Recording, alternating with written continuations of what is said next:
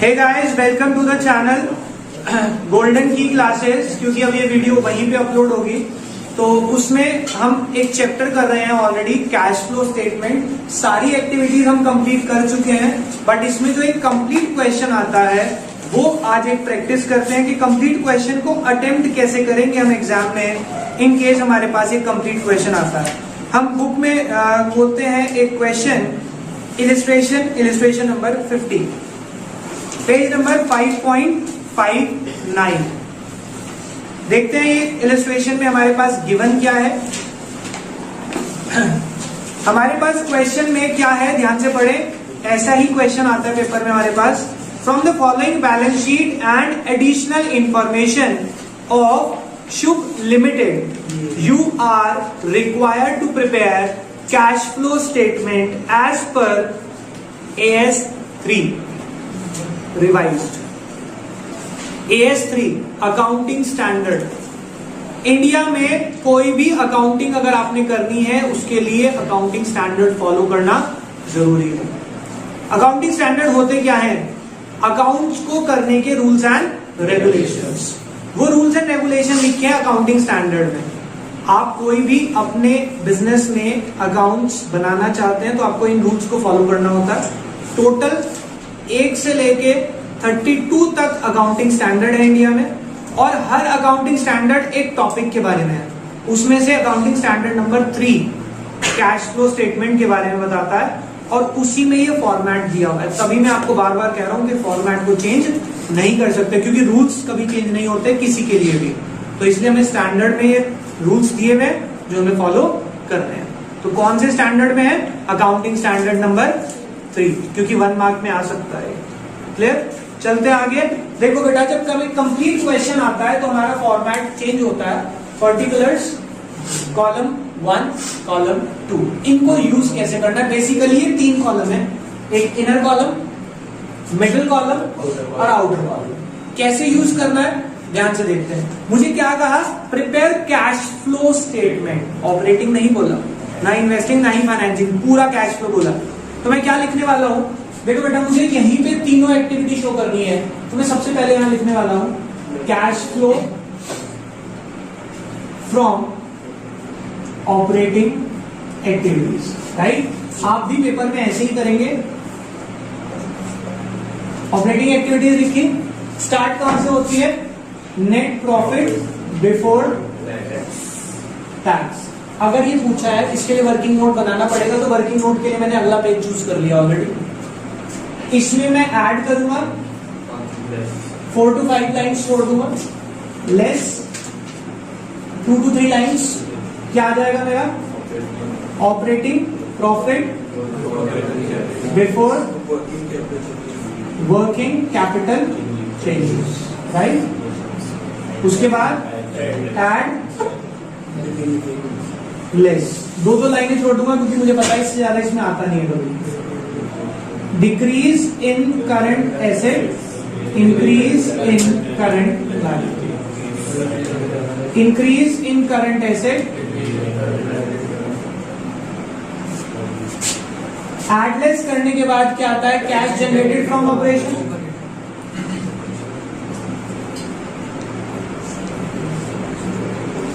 और इसमें 2 लाइनें और छोड़ के मैं लिख दूंगा कैश फ्लो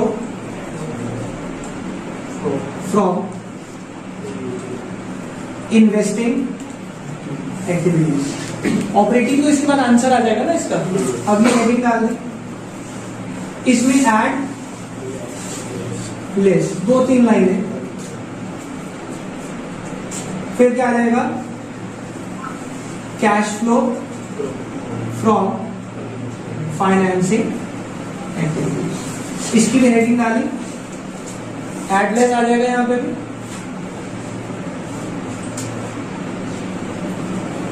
और ड्रॉप कर दिया क्वेश्चन। ये मेरा फॉर्मेट पूरे का बन गया। अब मैं क्या करूंगा? एक क्वेश्चन को एक तरफ से पढ़ना शुरू करूंगा, जोन सी ट्रांजेक्शन जहां की है वहां पोस्ट करूंगा। पर सबसे पहला मेरा काम होता है नेट प्रॉफिट बिफोर टैक्स को ढूंढना। बैलेंस शीट है तो कहां मिलेगा? Reserve and surplus. उसका नोट चेक करें, लिखा है सर, नोट नंबर 1 में जाते हैं। Reserve and surplus that is balance in statement of PNL.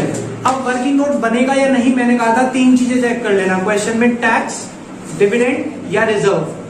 Sir reserve तो है नहीं, नीचे एडजस्टमेंट में सर टैक्स है, डिविडेंड भी है, यानी कि वर्किंग नोट बनाना पड़ेगा। तो निकालते हैं यहाँ पे वर्किंग नोट में balance in statement of PNL, surplus that is balance in statement of PNL. कितना आ रहा है? करंट माइनस प्रीवियस 1,35,000, 135 आएगा ना, करंट माइनस प्रीवियस, पॉजिटिव का 135, राइट? कोई प्रॉब्लम? अब मैंने और कोई चीज नहीं पढ़ी, नीचे जो एडजस्टमेंट है इसको देख के पॉइंट लगा लेता हूं। इनकम टैक्स, देखो बेटा टैक्स के लिए कोई पॉइंट दिया हुआ है वहां पे? कुछ भी नहीं है। नोट टू अकाउंट में उसमें भी नहीं है, तो इसको ब्लैंक छोड़ते हैं। आगे डिविडेंड पेड, इक्विटी शेयर है, शेयर कैपिटल है, शेयर कैपिटल है तो शेयर पे ही डिविडेंड दिया होगा। अगर उसका वर्किंग नोट नहीं है यानी कि वही सब कुछ है तो उसी पे डिविडेंड होगा, उस पे मार्क लगा लें। इंटरेस्ट ऑन बैंक ओवरड्राफ्ट, देखो लोन या बैंक ओवरड्राफ्ट दिया हुआ है करंट लायबिलिटी में, वहां पॉइंट लग गया, यानी कि सिर्फ 3 एडजस्टमेंट। अब मैं क्वेश्चन को from the very first point शुरू करता हूं। क्या है? Share capital. बेटा पहले कितने की थी? 3 लाख। अभी कितने की हो गई? 4,50,000। यानी कि शेयर इश्यू हुए हैं कौन सी एक्टिविटी में? फाइनेंसिंग में। कल बताया था फाइनेंसिंग में क्या होगा, प्लस या माइनस? आपको कहा था बढ़ रहा है तो पैसे इनफ्लो। इतना सोच लेना कि शेयर्स और लोन में, शेयर्स और डिवेंचर या लोन में बढ़ रहा है तो प्लस, कम हो रहा है तो, क्योंकि ये लायबिलिटी साइड है, इनका बढ़ना मतलब पैसा आया होगा। शेयर बढ़ रहे हैं यानी कि पैसा आया है, तो एड साइड लिख लेता हूं इश्यू ऑफ शेयर कैपिटल, क्योंकि मुझे बताया नहीं इक्विटी है या प्रेफरेंस है। कितना?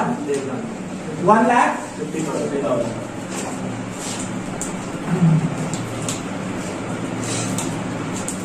150। आगे चलते हैं। इसका डिविडेंड भी था ना? कितना डिविडेंड था? Dividend paid during the year. बेटा डिविडेंड पेड आप क्या करते थे? ऑपरेटिंग में, वर्किंग नोट में ऐड और फाइनेंसिंग में माइनस। समझ आ गई? दोनों बातें याद है, फॉर्मेट पूरा याद होना चाहिए। तो मैं ऑपरेटिंग में, वर्किंग नोट में ऐड कर रहा हूं डिविडेंड पेड। एक काम करते हैं, डिविडेंड पेड कितना? 30। यहां पे ऐड हो गया और फाइनेंसिंग में से आप माइनस कर देंगे डिविडेंड पेड। कितना? 35। आगे चले। डिविडेंड पेड के बाद शेयर्स वाला ट्रीटमेंट पूरा हो गया मेरा। आगे चलते हैं बेटा, शॉर्ट रिजर्व एंड सरप्लस का ट्रीटमेंट कर लिया हमने।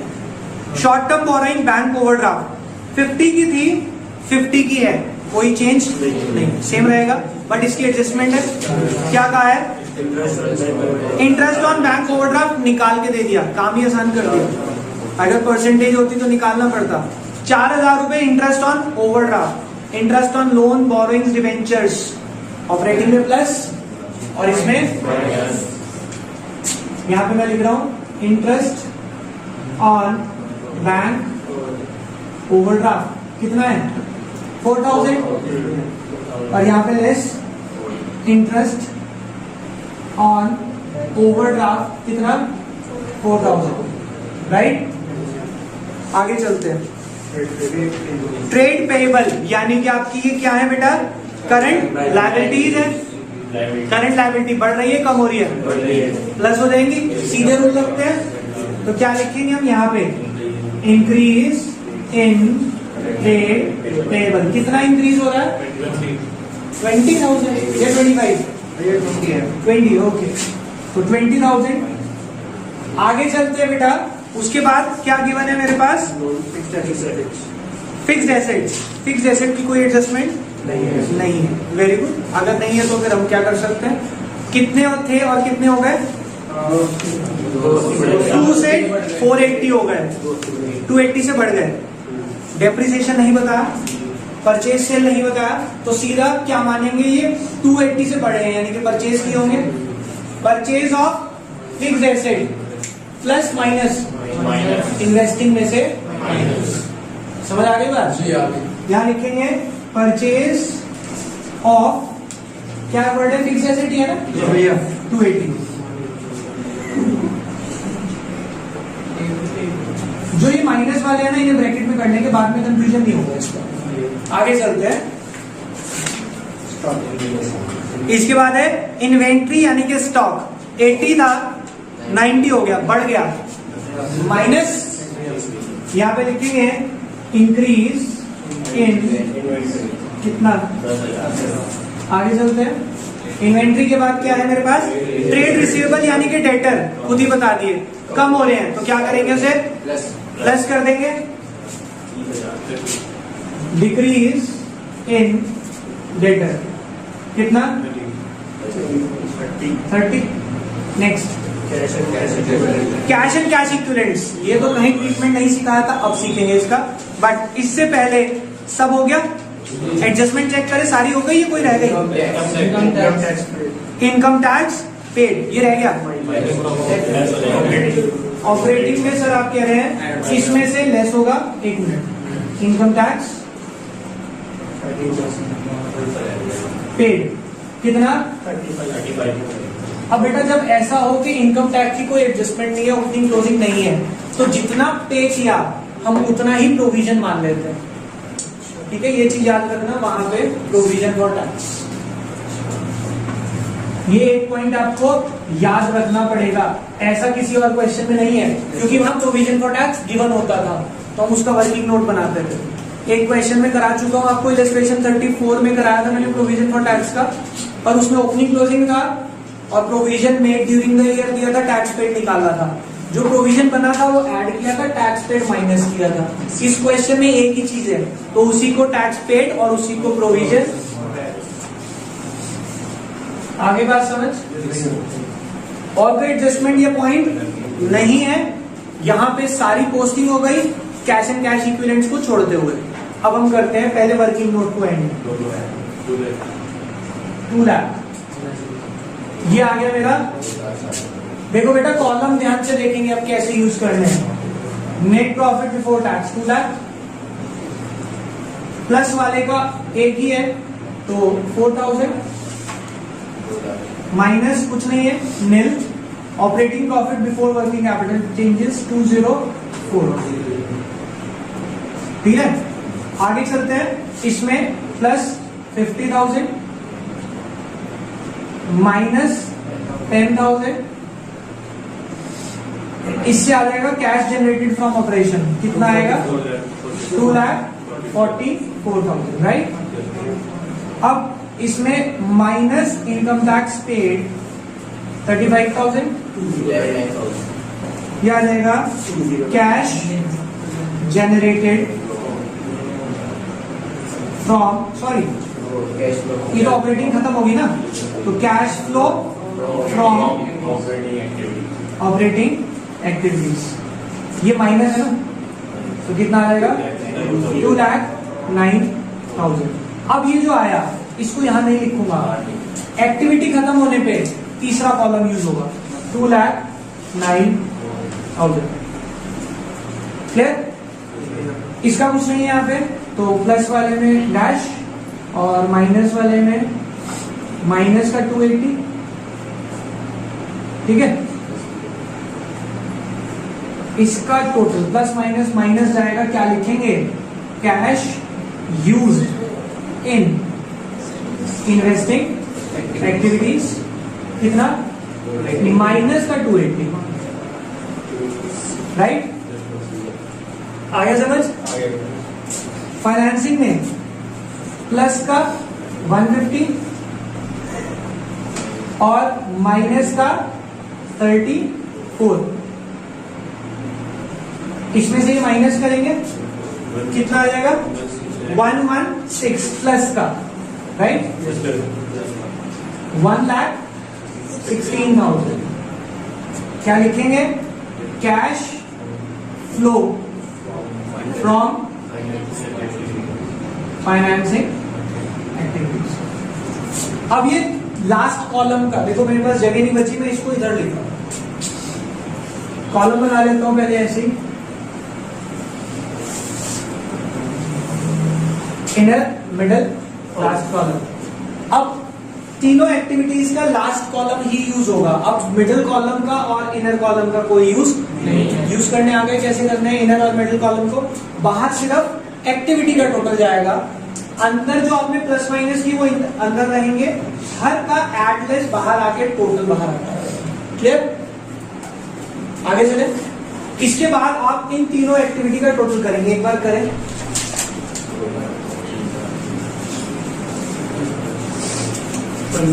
तीनों एक्टिविटी का टोटल करेंगे आप, प्लस का सिर्फ 45, ठीक है 45 आ रहा है ना? क्या लिखूंगा ध्यान से देखेंगे, net increase in cash and cash equivalence. कितना बताया आपने? 45,000। अगर ये माइनस में आता तो मैं क्या लिखता? Net decrease in cash and cash equivalents. आगे एड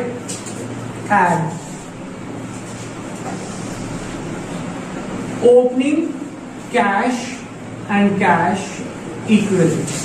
शुरुआत में कितने थे? 85। अब बेटा यहां पे तो हमें कैश एंड कैश इक्विवेलेंट दिए हुए हैं, वरना हमें पता है ना उसमें क्या क्या जोड़ना होता है। 5 चीजें, cash in hand, cash at bank, marketable security, current investment और शॉर्ट टर्म डिपॉजिट्स। ये आ गए ओपनिंग वाले ऐड किए, टोटल करो कितना आ रहा है? 130। ये हमेशा इक्वल होगा closing cash and cash equivalent. अगर ये मैच हो गया answer is all right, otherwise कोई गलती होगी। क्लियर?